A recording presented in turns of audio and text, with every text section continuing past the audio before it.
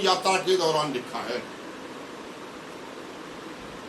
सम्राट अशोक ने पत्थरों की किताबें भी लिख दी, उन्होंने रिकॉर्ड भी बना दिया ताकि कोई आदमी उनके लिखे हुए को मिटा न सके। तो अब सोचने वाली बात यह है कि जब ये देश इतना विद्वान और शिल्पकार में, व्यापार में इतना उन्नत था, यहाँ ढाका की जो मलमल है पूरी दुनिया में मशहूर थी, यहाँ के मसाले और खाद्यान्न पूरी दुनिया में जाते थे, तो ऐसा क्या हो गया कि हमारी जो व्यवस्था है, हमारी शिक्षा प्रणाली है, हमारी प्रशासनिक व्यवस्था है, वो खत्म कर दी गई।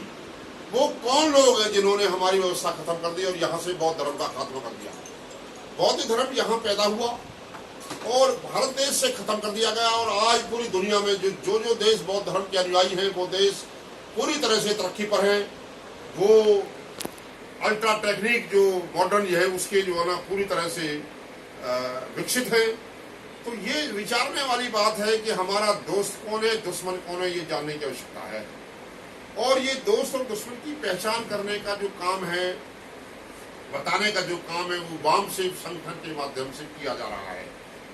आप सभी जानते हैं साहब काशीराम का संघर्ष, उन्होंने साइकिल पर चलकर, पैदल चलकर, रात को एक एक जो है ना शर्ट में, पैंट में कितना कष्ट उठाकर इस आंदोलन को आगे बढ़ाया। और ये भी आप जानते हैं कि भारतीय संविधान की रचना में 108 साल का संघर्ष है, ज्योतिबा फुले, छत्रपति साहू जी महाराज और डॉक्टर अम्बेडकर जी का। तो ये जो असल कहानी क्या है कि जो संविधान है, भारतीय संविधान, संविधान का मतलब है बराबर का कानून, जो असमान्य व्यवस्था थी, जो गैर बराबरी की व्यवस्था थी, जो विषमता की व्यवस्था थी, उसको खत्म करके संविधान की रचना हुई। तो उन लोगों को जिनकी व्यवस्था खत्म की गई उनको परेशानी पैदा हुई, उन्होंने संविधान लागू होने के दिन से ही इसका विरोध करना शुरू कर दिया। तो अब हम सब लोग, आज हम जो SC ST OBC के लोग, कन्वर्टेड माइनॉरिटीज के लोग जो आज तरक्की पर हैं, अधिकारी हैं, कार कोठियों बंगलों में रहते हैं। हाँ डॉक्टर साहब, 11 बजे का टाइम रखा है, अब जो है ना वहाँ लखनलाल जी के यहाँ 10:30 कोई बात नहीं। तो हमारी जो लड़ाई है वो भारतीय संविधान को बरकरार रखने की है, उसको कायम रखने की है। इन लोगों का काम संविधान को खत्म करने का है, क्योंकि उनको उससे परेशानी है। जो उनकी मनमानी आदेश चलते थे, जो उनकी अपनी मर्जी चलती थी, वो खत्म हो गई। तो ये जो आंदोलन है, ये जो मूवमेंट है, ये उस व्यवस्था को खत्म करने का है जो व्यवस्था उन्होंने बनाई हुई थी। क्या व्यवस्था बनाई हुई थी? हल्की सूरत देखी नहीं, हल्की सूरत देखी नहीं, हकदार हजारों बीघे का, जो हल पर हस्ती मिटा रहा, एक बीघे का हकदार नहीं, इसलिए बगावत करता हूँ, यह न्याय मुझे स्वीकार। जो किसान लोग हैं उनके पास जमीन नहीं होती थी, ये तो संविधान में आ गई है, अफसर बन गए हैं। तो पहले राजा लोग होते थे, उनकी जमीनें जोता करते थे, राजा लोग कभी हल नहीं चलाते थे।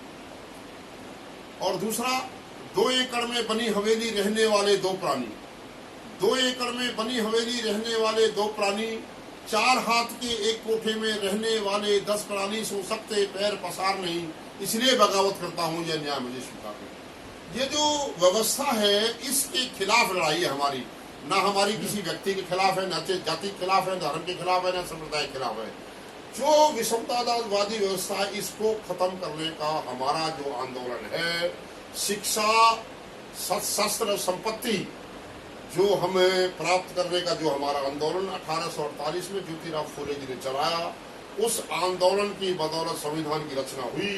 संविधान को खत्म करने की साजिश ये विदेशी लोग जो भारत के नहीं हैं, जो नस्लवादी हमारे नस्ल से अलग से काम करते हैं, हम मूल निवासी लोग हैं, इनके खिलाफ हमारा आंदोलन है।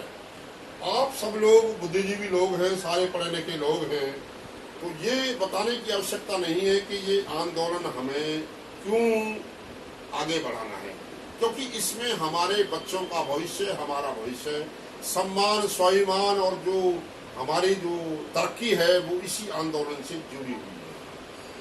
तो ये जो हमारी टीम पूरे हरियाणा में भ्रमण कर रही है और